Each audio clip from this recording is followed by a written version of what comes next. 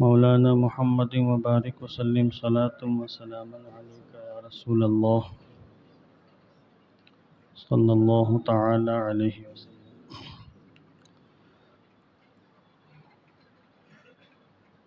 اسلامی عقائد اور نظریات کے حوالے سے کل میرا پہلا درس ہوا، جس میں میں نے توحید کا معنی بیان کیا اور توحید کے لیے جو 4 چیزیں ضروری ہیں ان کی بھی میں نے وضاحت کی، مگر افسوس یہ ہے کہ ریکارڈنگ نہیں ہو سکی۔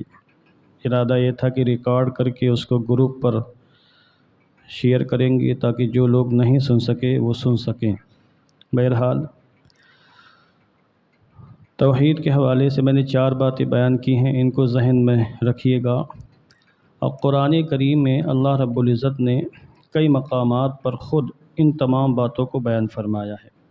مثلا ایک مقام پہ فرمایا وَإِلَٰهُكُمْ إِلَٰهٌ وَاحِدٌ لَا إِلَٰهَ إِلَّا هُوَ الرَّحْمَٰنُ الرَّحِيمُ، تمہارا معبود ایک ہی معبود ہے، اس کے سوا کوئی خدا نہیں، وہ رحمان اور رحیم ہے۔ آپ آیت الکرسی پڑھتے ہیں، میرے خیال سے سبھی لوگوں کو آیت الکرسی یاد ہوگی۔ 3 پارے میں شروع ہی میں پہلے صفحے پر ہے اللہ لا الہ الا هو الحی القیوم۔ اس طرح کی متعدد آیات کریمہ ہیں جن میں اللہ رب العزت نے توحید کو بیان فرمایا تاکہ اس کے بندے توحید کو سمجھ سکیں اور پھر توحید پر مکمل طریقے سے ایمان رکھ سکیں اور شرک سے، کفر سے بچ کر جہنم کے دائمی عذاب سے بچ سکیں۔ ایک بات کی نشاندہیاں میں کرنا چاہتا ہوں۔ اللہ رب العزت کے لیے میں نے عرض کیا کل کہ وہ تمام عیوب سے پاک ہے، منزہ ہے۔ وہ جسم اور جسمانیات سے بھی پاک ہے۔ اس نے جسم کو پیدا فرمایا ہے۔ دنیا میں کائنات میں جتنے بھی جسم ہیں سب کو اللہ نے پیدا فرمایا، جس کو مادہ اور میٹیریل کہا جاتا ہے، ان سب کا خالق اللہ ہے، مگر وہ خود مادہ نہیں ہے، جسم نہیں ہے۔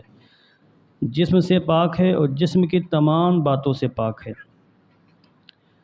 اور ایک فرقہ گزرا ہے ایک زمانے میں جس کو مجسمہ کہا جاتا ہے، فرقہ مجسمہ، یعنی ایسا فرقہ جو یہ مانتا ہے کہ اللہ کا جسم ہے، بلکہ بہت سے وہابی مانتے ہیں کہ اللہ کا جسم ایسا ہی جیسے انسانوں کا جسم ہے، معاذ اللہ۔ بلکہ ان کے امام ابن تیمیہ نے باقاعدہ اس کی وضاحت کی ہے اور آج سعودی حکومت اس پر قائم ہے۔ سعودی حکومت جو وہاں حکمرانی کر رہے ہیں اور ان کی نگرانی میں جو علماء ہیں جن کو وہابی علماء کہا جاتا ہے، وہ لوگ باقاعدہ اس کو مانتے ہیں کہ اللہ جسم والا ہے، وہ عرش پر ہے اور عرش اس کے وزن سے چرچراتا ہے، معاذ اللہ۔ اس قسم کی باتیں باقاعدہ لکھی ہیں اور آج بھی وہ کہتے ہیں۔ بلکہ ابن تیمیہ نے تو دمشق کی جامع مسجد میں جب اس عقیدے کو بیان کیا اور پھر وہ زینے پر، یہ ممبر ہے، اس پہ زینے بنے ہوئے ہیں، تقریر کرتے ہوئے زینے سے اترا اور کہا جس طرح میں اتر رہا ہوں اسی طرح اللہ بھی اترتا ہے زینے سے، عرش کے زینے سے۔ تو لوگوں نے وہیں پکڑا اور دھلائی بھی کی اور اس کے بعد گرفتار بھی کیا گیا۔ سنی حکومتیں تھیں، بادشاہ سنی تھا، گرفتار کر کے جیل میں ڈالا گیا، کیونکہ یہ عقیدہ جو ہے بہت گمراہ کن عقیدہ ہے۔ تو اللہ رب العزت جسم سے پاک ہے اور جسم کی تمام باتوں سے پاک ہے۔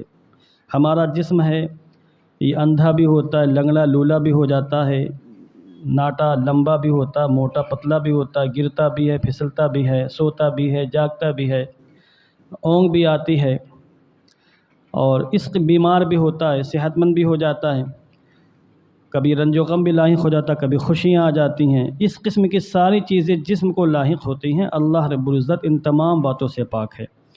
یہ عقیدہ رکھنا انسان کو گمراہ کر دیتا ہے اور بسا اوقات دائرہ اسلام سے باہر بھی کر دیتا ہے۔ اصل میں بنیادی عقیدہ یہ ہے کہ اللہ محتاج نہیں کسی کا۔ دنیا کا کوئی بھی جسم ہو، انسان کی باڈی ہو یا کوئی بھی جسم ہو، وہ محتاج ہے۔ قرآن کریم میں سورہ اخلاص آپ پڑھتے ہیں، سورہ اخلاص میں اللہ نے توحید کو بیان فرمایا ہے۔ کبھی آپ کو موقع ملے تو سورہ اخلاص کا ترجمہ پڑھیں اور اس کی تفسیر پڑھیں۔ 1 لائن کی صورت ہے، چھوٹی سی صورت ہے، اور میرے خیال میں آپ مختصر اس کی تفسیر پڑھ لیں گے تو کافی باتیں معلوم ہو جائیں گی۔ محرم الحرام کے خطابات میں 2 سال پہلے جب میں نے یہاں خطاب کیا تھا محرم میں، تو میں نے پھر سورہ اخلاص کی تفسیر بھی بیان کرنے کا شرف حاصل کیا تھا۔ سورہ اخلاص میں اللہ نے فرمایا ہے قل هو اللہ احد، اے محبوب تم فرماؤ وہ اللہ ایک ہے، اللہ الصمد، اللہ بے نیاز ہے، لم یلد ولم یولد ولم یکن لہ کفوا احد، اس نے کسی کو جنا نہیں، وہ جنا نہیں گیا، یعنی نہ وہ کسی کا باپ ہے، نہ وہ کسی کا بیٹا ہے، ولم یکن لہ کفوا احد، نہ ہی اس کا ہمسر ہم پلہ کوئی ہے۔ تو کائنات میں کوئی اس کا ہمسر نہیں، ہم پلہ نہیں، نہ اس کا باپ ہے، نہ اس کا بیٹا ہے، نہ اس کی بیوی ہے، نہ اس کا قبیلہ ہے، نہ اس کا خاندان ہے، وہ سب کا مالک ہے، سب اس کے مملوک ہیں۔ تو صمد یہاں استعمال کیا گیا ہے، اللہ صمد ہے، اللہ کے علاوہ کائنات میں کوئی صمد نہیں، کسی کو صمد کہنا جائز ہی نہیں، صمد صرف اللہ ہے۔ کسی کا نام ہوتا ہے عبد الصمد، تو لوگ اس کو دوست وغیرہ اس کو عبد الصمد کو صمد، اے صمد میرے صمد بھائی، صمد میرا اچھا دوست ہے، اس طرح کی باتیں کرتے ہیں۔ تو عبد الصمد کو چاہیے کہ اگر اس کو کوئی صمد کہے تو چہرہ پھیر لے، بات ہی نہ کرے کہ بھائی میرے ماں باپ نے میرا نام عبد الصمد رکھا ہے، صمد میرا نام ہی نہیں ہے، تم کسی اور کو پکار رہے ہو، صمد تو اللہ کا نام ہے۔ اسی طرح کسی کا نام عبد الرحمن ہوتا ہے تو لوگ اس کو رحمان رحمان کہنا شروع کر دیتے ہیں، یہ بھی غلط ہے۔ جس کا نام عبد الرحمن ہو اس کو رحمان کہنا جائز ہی نہیں، رحمان تو صرف اللہ ہے۔ کسی کا نام اگر عبد الرحمن ہے تو اس کو چاہیے کہ اگر کوئی اس کو رحمان کہے تو نہ سنے، جواب ہی نہ دے، ورنہ خود بھی گنہگار ہوگا۔ یہ ایسے ہی جیسے کسی کا نام عبداللہ ہے تو اگر اس کو اللہ کہا جائے، ظاہر سب کہیں گے ناجائز ہے، کیسے کہہ سکتے ہیں؟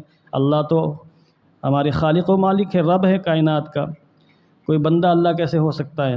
تو عبداللہ کو عبداللہ کہا جاتا ہے، اسی طرح عبد الرحمن کو بھی، عبد الصمد کو بھی عبد الرحمن اور عبد الصمد ہی کہا جائے۔ تو صمد اللہ ہی ہے۔ صمد کا معنی ہوتا ہے وہ ہستی جو کسی بھی طرح، کسی بھی زاویے سے، کسی بھی لحاظ سے کسی کی کبھی بھی محتاج نہ ہو، ایسی ذات اللہ کی ہے۔ اور جسم جتنے بھی دنیا میں ہیں، کائنات میں، سب محتاج ہیں۔ اب اپنی باڈی لے لیں، جسم لے لیں، ہمارا جسم محتاج ہے، کیونکہ ہمارے جسم میں آنکھیں ہیں، کان ہیں، ناک ہے، زبان ہے، دونوں ہاتھ ہیں، پیر ہیں، دل، گردے ہیں، ہزاروں قسم کی رگیں ہیں، نسیں ہیں، یہ ساری چیزیں ملی جب ہمارا جسم بنا، ہمارا وجود ہوا۔ تو ہمارا جسم ان تمام چیزوں کا محتاج ہے۔ کوئی بھی چیز لے لیں، کوئی بھی جسم ہوگا، اس کے اجزاء ہوں گے، اس کی قسمیں ہوں گی، تو وہ جسم اپنے وجود میں اپنے اجزاء کا محتاج ہوگا۔ تو ہر جسم محتاج ہوگا، کوئی بھی جسم ایسا نہیں جو محتاج نہ ہو، اور اللہ رب العزت محتاج نہیں ہے، کائنات اس کی محتاج ہے، لہذا وہ صمد ہے، بے نیاز ہے، وہ جسم اور جسمانیت سے مکمل طریقے سے پاک ہے۔ تو میں عرض یہ کر رہا تھا کہ ایک زمانے میں ایک فرقہ گزرا ہے مجسمہ، فرقہ مجسمہ، جن کا عقیدہ یہ تھا کہ اللہ جسم و جسمانیات والا ہے۔ ہمارے علماء نے ان کا رد لکھا ہے، اور ایسا رد لکھا کہ ان کے پرخچے اڑ گئے۔ سجیدی سرکار اعلیٰ حضرت نے باقاعدہ اس پر ایک بہت ضخیم کتاب لکھی ہے، عربی میں اس کا نام ہے قوارع القہار علی المجسمۃ الفجار، یہ جو ہے عربی میں نام ہے، اور اس میں بخیے ادھیر دی ہیں اس فرقے کے، دلائل و براہین کے بالکل انبار لگا دی۔ کتاب تو اردو میں ہے مگر عربی میں اس کا نام ہے۔ تو یہ عقیدہ رکھیے گا، اور ایسے لوگ جو یہ کہیں کہ اللہ جسم و جسمانیات والا ہے، ان سے دور رہیں۔ قرآن کریم میں بہت سی آیات کریمہ ایسی ہیں جس میں اللہ کے لیے جسم کا استعمال ہوا ہے، جیسے اینما تولوا فثم وجہ اللہ، تم جہاں بھی چہرہ کرو ادھر اللہ کا چہرہ ہے۔ یہاں وجہن فیس کو بولتے ہیں، چہرے کو بولتے ہیں، تو یہاں پر وجہن سے مراد اللہ کی ذات ہے، اللہ کے جسم یا چہرہ نہیں، وہ چہرے سے، ہاتھ پیر سے، ناک کان وغیرہ سے پاک ہے۔ وہ سنتا ہے مگر کانوں سے پاک ہے، دیکھتا ہے آنکھوں سے پاک ہے، بولتا ہے زبان سے پاک ہے، اس کی پکڑ بہت سخت ہے۔ تیسویں پارے کے اندر آیا ان بطش ربک لشدید، مگر وہ ہاتھوں سے پاک ہے۔ تو اس طرح کے جتنی بھی آیات کریمہ قرآن کریم میں ہیں ان کو آیات متشابہات کہا جاتا ہے، یعنی وہ آیتیں جن کا حقیقی معنی اللہ ہی جانتا ہے، ہمارا ان سب پر ایمان ہے، یقین ہے، بس اس کے علاوہ کچھ بولنے کی وہاں گنجائش نہیں۔ اس طرح کی بہت سے احادیث کریمہ بھی ہیں جو متشابہات کے قبیل سے ہیں، جن کا حقیقی معنی رسول اللہ ہی جانتے ہیں، یا رسول اللہ نے جن کو بتا دیا وہ جانتے ہیں۔ تو جس طرح اللہ جسم سے پاک ہے، اسی طرح وہ مکان سے پاک ہے، جگہ سے پاک ہے، وہ کسی جگہ نہیں ہے۔ کائنات میں جتنی بھی جگہ ہیں سب کو اللہ نے پیدا فرمایا، اور وہ خود جگہ سے پاک ہے، زمانے سے پاک ہے۔ یہ بھی اسلامی عقیدہ ہے، بنیادی عقیدہ ہے۔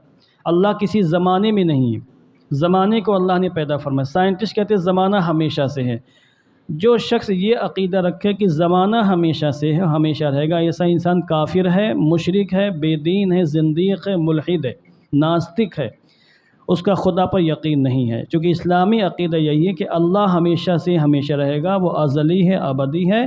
یہ زمانہ ازلی ابدی نہیں، اللہ نے پیدا فرمایا۔ ہماری عقل میں اتنی طاقت و قوت کہاں ہے کہ ہم ان تمام باتوں کو سمجھ سکیں؟ ہر جگہ عقل کا گھوڑا دوڑانا نہیں چاہیے۔ عقل کا معنی ہی ہوتا ہے باندھ کے رکھنا۔ یہ عقل عربی زبان کا لفظ ہے، عقلہ کا معنی ہوتا ہے باندھ دینا۔